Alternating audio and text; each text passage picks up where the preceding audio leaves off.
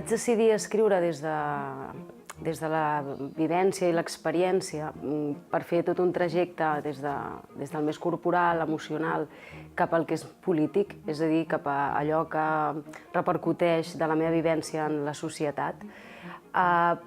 Principalment perquè és l'única manera que m'interessa fer-ho. Perquè és la que per a mi és més autèntica, és la que em ressona, és la que diu el que realment vull dir, perquè el trajecte invers, que és com solen ser els articles d'opinió, que a mi m'interessen poc, venen de la raó i sí que de vegades fan el trajecte des de la raó, és a dir, jo tinc aquesta opinió i llavors faig tot un trajecte de com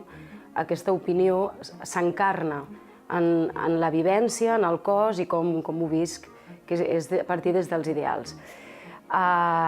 Però és que la majoria de vegades es queda a mitges, es queden teories en, no sé, discursos més o menys filosòfics que poden estar brillantment lligats, però que per a mi els falta presa de terra. La mort, tracto el tema de la mort més que res perquè està associat a la dificultat de poder fer els nostres dols en aquest sistema capitalista, vertiginós, individualista. Sí que és una experiència personal, però és que a tothom se li mor gent.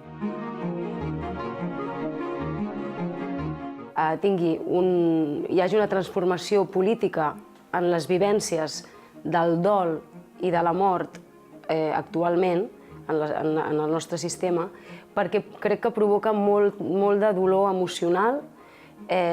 molt d'aïllament entre les persones i que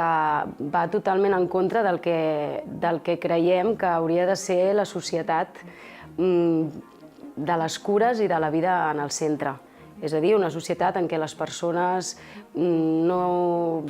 sigui això un campi qui pugui, sinó que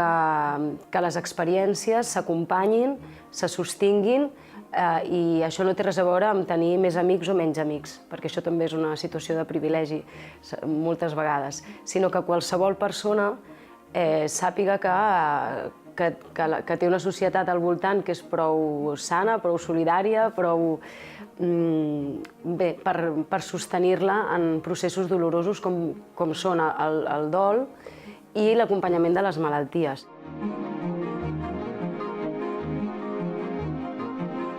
Que no fos només, mira, a la Sònia li ha passat això, pobra, no es tracta d'això. És a la Sònia, a la Montse, a la Núria, a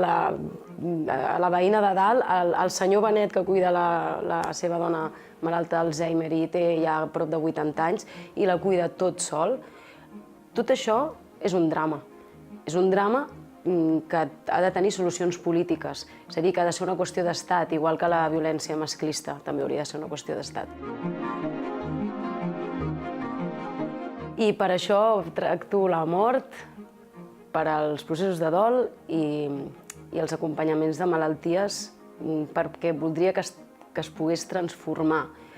la situació tal com està ara i que es prenguessin responsabilitats perquè tot això no continuï sent una problemàtica individual d'una persona que a mi, la pobra, li ha tocat viure això.